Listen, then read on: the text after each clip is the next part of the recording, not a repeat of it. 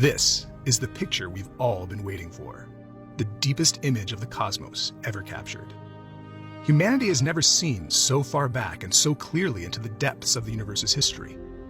The multitudes of nameless galaxies you see here emitted their light more than 13 billion years ago, mere cosmic moments after the Big Bang. This one image, and the countless others to come, has been the result of more than 2 decades of focused efforts by some of the world's greatest scientists and engineers.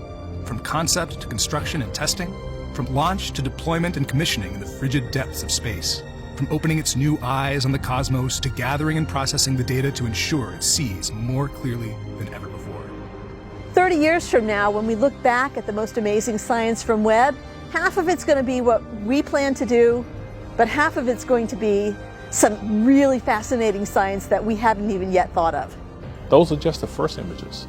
Think about the many years of images and other things we're going to learn with this telescope about potentially habitable planets. We're going to learn a lot of that over time, not just the first images. And I can't get my head around what it might be.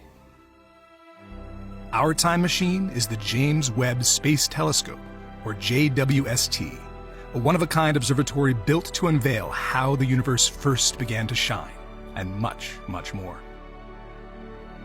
The first year of Webb science is going to be very exciting. The programs that we have been planning for 20 years, most of them will be executed during this first year to see the first light in the universe, the first galaxies that formed. We will probe the atmospheres of planets around other stars. We will get our first look at the surface chemistry of objects in our solar system that are just too faint for our current telescopes to see. The science is going to flow, and it will be amazing. It's the largest, most ambitious space telescope ever made, and promises to produce some of the most incredible discoveries of our lifetime and beyond. The Big Bang happened 13.8 billion years ago. And then the Hubble sees back to roughly 13.5 billion years. But they see all these galaxies. How did you go from nothing to galaxies? Something must have happened. But we can't see into that period. It's designed to peer into a part of the universe we have never seen before. The so-called Dark Ages, when everything must have happened, when the first galaxies came into existence, the first stars came into life, the first black holes appeared. Over time, as the space-time continuum stretched with the expansion of the universe, the light itself was stretched. As that light has crossed the universe, it's gotten redder, and it's been on its way for 13.5 billion years. Which is why it had to be infrared, because it had to push beyond what the Hubble Space Telescope could see. Traditional telescopes have mirrors and lenses and things, and they're encased in tubes. The tubes radiate warmth. Any structure you have is by nature warm, just because sunlight falling on it warms it up. If it's warm, it gives off its own heat. Well, for an infrared telescope, we have to sort of switch off that light of the telescope, and we do that by cooling it all the way down to this minus 380 degrees Fahrenheit. So the telescope vanishes.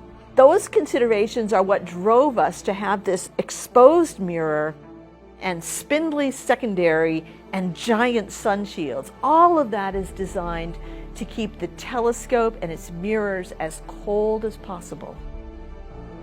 We can actually detect the heat of a bumblebee if it was flying around on the surface of the moon.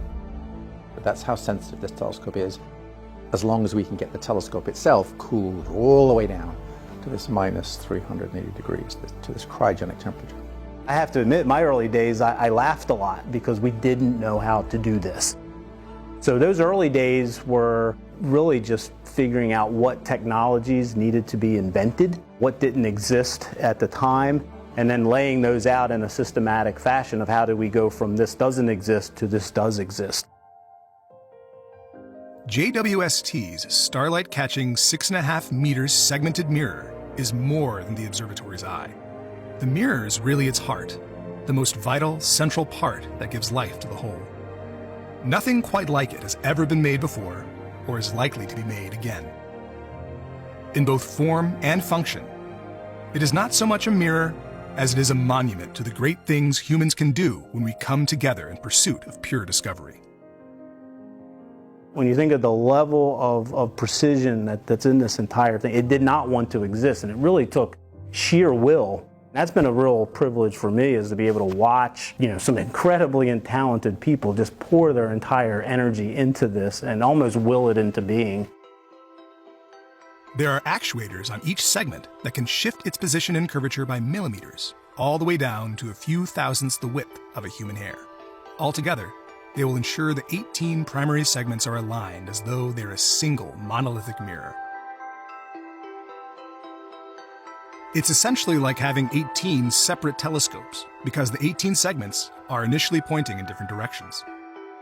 They all share a secondary mirror, but each of the segments is a unique eye on the sky. These mirrors are complicated. Each primary mirror segment has 7 actuators. 6 of them move the segment as a rigid body, tipping and tilting, moving forward and back, even slightly rotating, giving each segment 6 degrees of freedom. This mirror had to be so smooth, if you stretch the whole mirror out across the Atlantic, you could have no wave bigger than roughly 3/4 of an inch. So that's how smooth this had to be. But it had to be that smooth at minus 380 degrees Fahrenheit, not room temperature. Every material bends and twists when you take it from room temperature and you cool it all the way down to this incredibly cold cryogenic temperature, as we call it. So the only way we could do this is each segment, we actually had to polish it incorrectly. What we did was we polished it perfectly at room temperature. We cooled it all the way down. It would then bend and twist. We'd measure all those bends and twists very carefully, warm it back up, and then polish in all those errors. So then when it cooled down again, it cooled to exactly the right shape. That turned out to be quite a tough thing to do, and we had to have this big test chamber built, especially in the Marshall Space Flight Center. We had to have the right material that it would actually predictably bend back to the right shape. And that was called cryo-polishing, which it actually meant was we have to polish it wrong, but perfectly wrong, so when it cools, it bent back to exactly the right shape. So when we put all these segments together, and then we used electronics and actuators to line it up, we could get this incredibly smooth 6-meter primary that will give us the image quality we're looking for.